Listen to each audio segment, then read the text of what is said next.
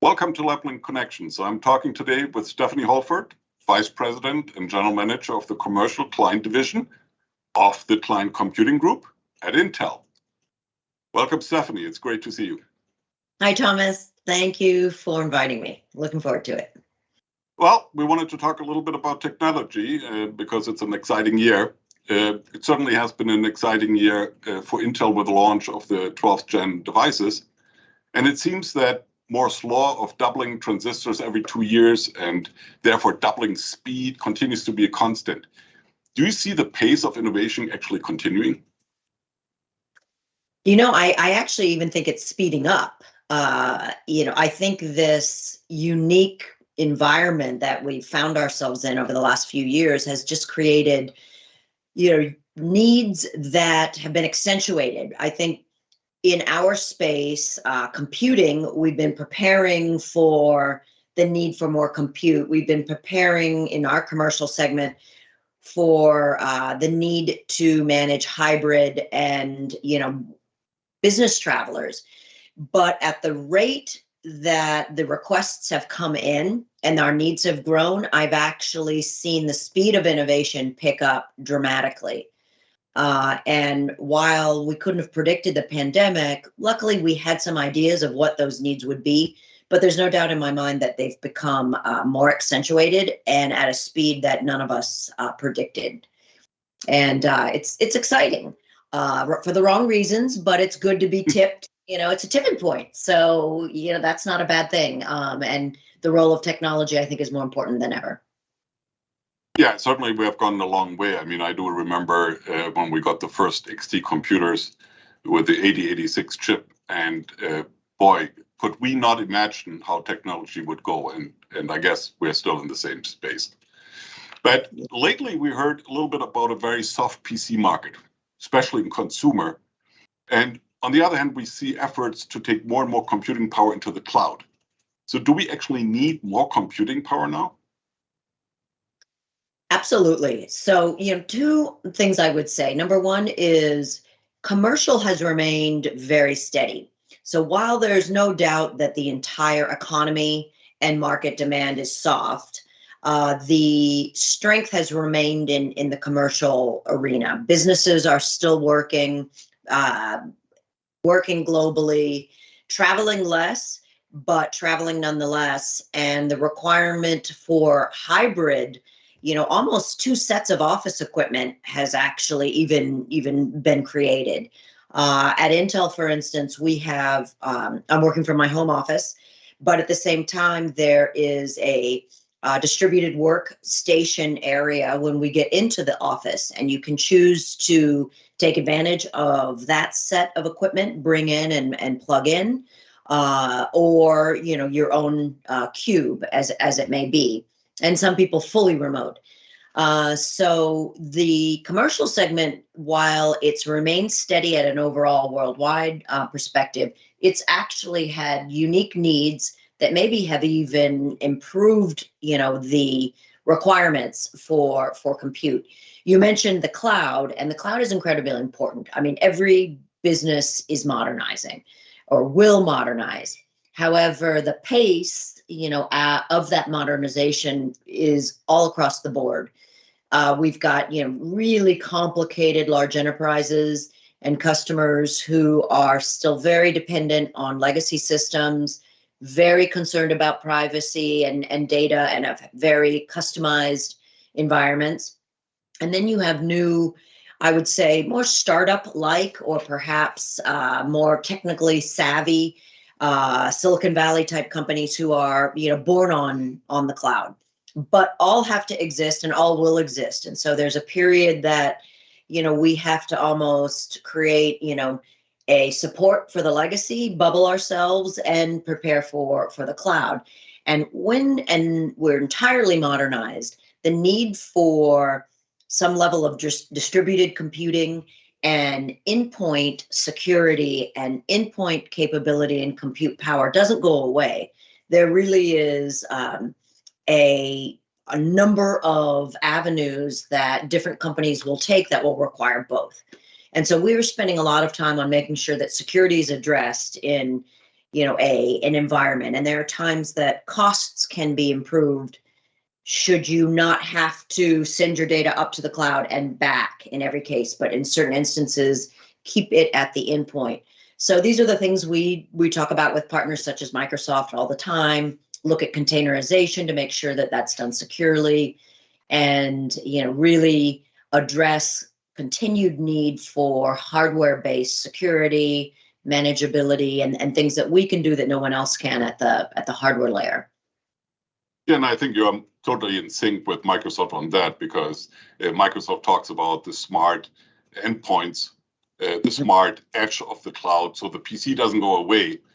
On the contrary, and I totally agree with you, we have been seeing that with our customers, that the home office or the remote office, whatever it is, has to be of the same security level and the same quality as the office PC. It can't be that we require all the security in the office. They go home, sit on their old laptop or desktop, and VPN in, and everything is open, and there's no security in that place. So yeah, absolutely. Even more so, we have found in many cases that the connectivity and the situation at home after 2 years has almost been perfected, and you're going back into office space where it's been empty for 2 years, and it has also not been, in attendance. And so in many cases, folks are finding the environment worse at the office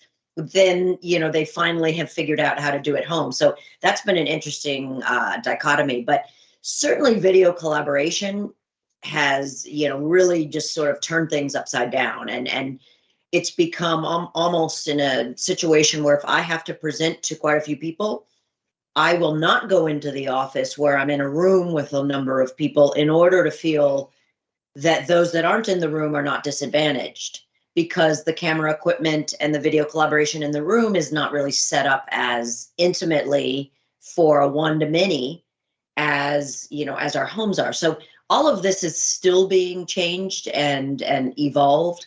But as you say, the need to have that compute capability that's done securely with decent connectivity, and for those companies that are managed, done in a way that allows IT to reach, and support many of their remote PCs and remote employees or onboard employees wherever they may be in the world. And that's only gotten more complicated when you can't send IT out, or not everybody's not on site. Right. And you made a very, very good point, and I haven't even thought about that, is that when the home employee goes back to the office, they often now find old hardware. And I think you were saying this year in several conferences that, by far over 100 million PCs are older than 4 years. So there's a whole backlog. And that is a great opportunity, not only for you, but for all the people that are dealing with PCs, in our case, with the migration of PCs to make it more efficient. And so that certainly is a good future for the tech industry. And so a little softness in the market does not mean that, we are going down. Yeah. Now, often we talk about consumer and enterprise, but there's a very large market of small and medium organization, and those often don't have dedicated IT. We talked about the IT stuff. How can we better serve the SMB market and give SMB more of what they need? Yeah, I mean, businesses of all sizes, while needs, I think, certainly are different, the basics are the same. The need for security is utmost. You would argue you might care even more in a family business where, your entire family is dependent on that business than if you are in a corporation in many cases, should you lose data or have a cyber attack or something of those needs. So security is a basic. Manageability and anytime you get more than 20 plus PCs, you start to need some level of, network and network capability. So many of our small and medium businesses that I talk to work with service providers and outsource much of that, IT support. And so I think one of the things that we can continue to do together is support that ecosystem that is supporting SMBs. And make sure that that ecosystem has the right tools to do the tasks that are required, whether it be as an migration, an OS migration, or as you said, a PC refresh. We've been working with you on how do we securely manage information from an older device to a new one without losing or compromising data, and making it easy on the users. And the basics are all the same for, I think, whether you're small and medium business or for a corporate, but they need to be a little simpler. We've introduced, as you know, vPro Essentials, which is a subsegment of our vPro Enterprise brand, which is more of a large enterprise play. There are plenty of small and medium businesses that also buy the full vPro solution, but the Essentials play was designed to really have all the security, but perhaps a little less of the complex manageability, and at a price point that small and medium businesses could access. And we've been working very closely with ecosystem partners and yourself, Thomas, and your team has been fantastic in really helping us understand what is the biggest pain point and how do we jointly go off and try to address it together. Because I do think small and medium business has probably a rougher time of it and less time and resource to address some of these basic security and manageability issues than many large enterprises do. Yeah, no, we are also very excited of our new partnership. You already mentioned that. And by working together to enhance PC manageability around devices with vPro Enterprise and vPro Essentials. But why is that important to Intel and specifically Intel's customers? Yeah, I think for us, we are trying to solve problems. In the end, it's not technology for technology's sake. It has to be valuable. And, if you look back at business needs, while I think traditionally we've focused most heavily in large enterprise, we've really expanded much of our support now, perhaps because the needs, security complexities have become even more astounding. The geopolitical support for cyber security attacks is mind-boggling. And I in one of my conferences quoted 10,000 malware attacks every hour are happening around the world right now. And small and medium business, and as we both know, many of those are government supported, and they're only getting more sophisticated.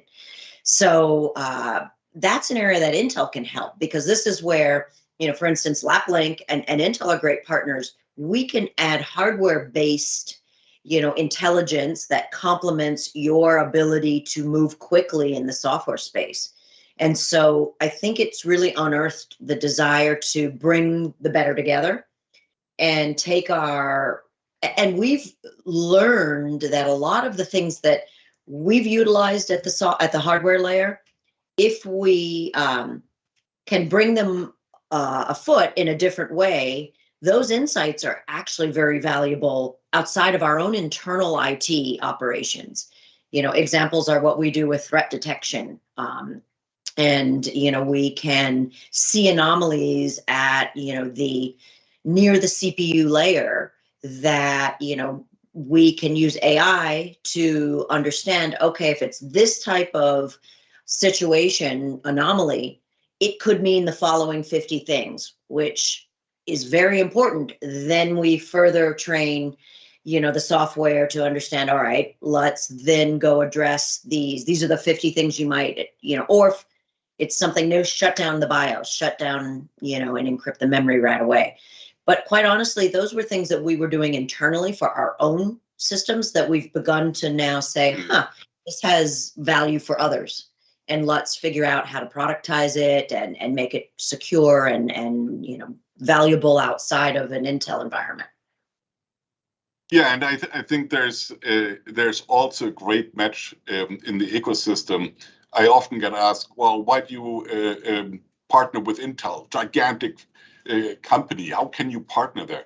And the success that we have is really that a big company like Intel can create the environment, the technical framework. And we, as a smaller company, specialize on certain manageability of PCs, migration pieces, moving of data in a secure way. We can plug into this infrastructure and create then a partnership where it's okay that it's big and small. It is actually for the benefit of the customer, and that makes it very exciting. And we're grateful of the opportunity. And likewise, and I think you're able to move more quickly than a big Intel is in many cases, or perhaps be more agile and understanding needs and being able to act on them very quickly. Intel is a bigger ship to move. So having agile partners such as Laplink, I think is really important to us, because I think it is a better together opportunity to serve the customer base. Yeah, and that's true. I mean, for 40 years, we always have either innovated on existing Windows pieces or the hardware pieces. And in our case, it's really smart hardware, smart software, actually giving much more value to the customer. So it's really 1 + 1 is not 3, it's even 4 or 5, because these pieces fit together. Well, and as you know, Thomas, better than anyone, hardware is a much slower. Our ability to change things in the hardware is bound by the complexities of a silicon and fab manufacturing environment. But with software, obviously you can make adaptations so much more quickly. And so I think that's an important part. The speed of software is a really important means of addressing hardware opportunities midstream before you're able to launch an entirely new platform in the silicon. Yeah, and yes, I mean, it's really true. Driving technology means creating value for customers. And it's really hard sometimes. But on the other hand, we hear about that the best is yet to come. Yeah, and you said it in the beginning. We are probably accelerating. The best is yet to come. And I'm sure everybody experienced new tech and trends differently. For myself, when we met at the Intel Vision, I loved your Intel Nukes, the small factor PC, because I see so much potential in IoT, in small spaces like factory floors, for automotive, where we need lots and lots of computing power with 5Gs to actually make cars autonomous. You can't just have it by car. But that's me. that's what I get excited about. Now, you see technology every day at Intel, and probably more than any of us. What excites you personally? Where do you say, wow, that's cool? I, like you, do really believe that IoT environment and that in compute environment, there's a lot of untapped synergy that we haven't even really truly exploited yet. And when you travel again and you start to look up and realize how much information is passed through these headless devices all over the airport, you think, absolutely, now with IT not being able to reach many of their PCs in global areas, you still need to manage those devices, and you need to manage them without being able to actually get on a keyboard or have a heavy touch environment. And that's where much of our remote manageability technology, which you have cooperated with us on so fluidly, allows us to reach that. But so I do think the ability to continue to reach and be smarter about, international, you're an international person, I am as well. I always think in terms of, okay, you have an IT person sitting in Kansas City that has to onboard, new employees in Australia, meanwhile support, their manufacturing or technical design in Israel and have consumption in Brazil, and all of this is happening simultaneously. So the ability, what excites me is the world coming closer. How do we continue to provide tools that allow that to continue? I do get excited about AI and the power that kind of a machine learning and an intelligent software capability paired with that hardware, what that opens up. Then you begin to get into, Jetsons mode, where you start thinking about, okay, if we can pair our the flying cars together with, smart security and ability to, control that and continue to, build that up and, through AI and through that intelligence. Those are the things that I think get very excited, get very exciting for me. I enjoy when I see technology in real life, how it affects me, how it affects my family, how it affects travel. That is really how I look at technology, because I tend to view it through more of a how it implements and affects my life. And certainly all of us have felt that, I think, more with the pandemic, when you could only reach your parents through a screen. My poor parents had to figure out how to do all of these things, but they adapted. Yeah, no, I think there's always constant learning, although, we look at our parents and says, well, will I be sometimes slow in learning when the new technology comes, and I'm 20, 30 years older. But you are right. Some of for example, in traffic, the AI is amazing. Since I'm a foreigner and I'm not a US citizen, getting through the US border is always, sometimes very tricky. Now we have this global entry system where I had to scan my passport, I have to do my fingerprints. But now, lately, in the last 6-8 months, I come to that little station and I'd say, hello, Thomas, because even after 10 hours of flight and tired and grumpy looking and whatever, they instantly recognize my face. And face recognition is a lot of data and has to be fast. You don't want to sit there and it spins. So yeah, we see that in everyday life. And that makes it totally exciting. I totally agree. Now, perhaps at the end, a personal question. As a senior executive at Intel, you had a spectacular career in a high-tech setting. What would be your advice for young managers in technology? What should they focus on to be successful? I honestly, and this might seem trite, but I have all my life been authentic to my interests. And, as you talked about being an internationalist, most of my career has been overseas. I grew up the daughter of a diplomat. So I was born in Bangkok, Thailand, grew up in Asia. And then after joining Intel, went back to Asia, spent the last 15 years in Asia. And so it wasn't because I was necessarily looking to climb a ladder. I was looking for interesting jobs. So I was very authentic that I enjoy being in an expat environment, being surrounded by international and other cultures. And so, but what has served me well is that authenticity. When I come back to the States, and I've taken this role the last 4 years now, running this group, I have found that the biggest question I get was, what a strange career path you had. It wasn't up, up, up. It was very lateral and not typical. And I just think that when you are authentic to what you're interested in, you do well. And it's not to say that you don't challenge yourself, but you can still challenge yourself in areas that are of interest. So for me, I kept challenging myself by moving and finding new jobs in new areas. But at the same time, what was interesting to me was the international change or the environmental change. And I think people have to accept that it's not a linear effort.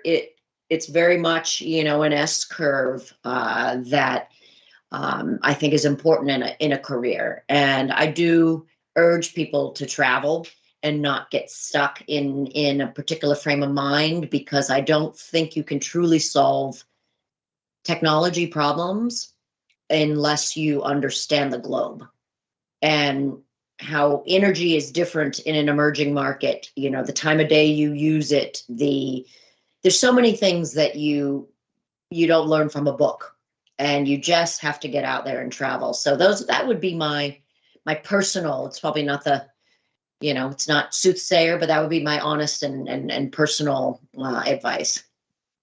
Yeah, and I think in that sense, you know, I totally agree. My advice is always go a year abroad, especially for Americans that have so little exposure to other cultures. Yeah, because of the size of the country. I mean, you no matter where you go normally, you speak English. And you know, in Europe, we have 20 countries with 20 languages around us within 1 hour of flight. And perhaps it sharpens the minds to understand better, to be more humble, you know, to deal with other cultures in a different way. And, you know, and also seeing the world different. You know, sometimes we talk about the wealth gap in the US. Well, shouldn't we also look at the wealth gap internationally? And what are we doing to the people that are far, far below the American standard? So there are a lot of these things. And having that background, I think, you know, sharpens your mind for curiosity, you know, understanding. And today, certainly in all of our companies, we're international groups. Yeah, you are not, you know, by yourself anymore. So, you know, that also helps. And yeah. Well, cool. That was a great end of the conversation. I really thank you for your time. We're very excited to work with Intel, and your support has always been exceptional. So thank you for that. We probably see each other soon again on continuing our process. But have a great holiday, and we will talk soon. All right. Thanks, Thomas, and thanks for the invitation. Loved it. Okay, bye-bye.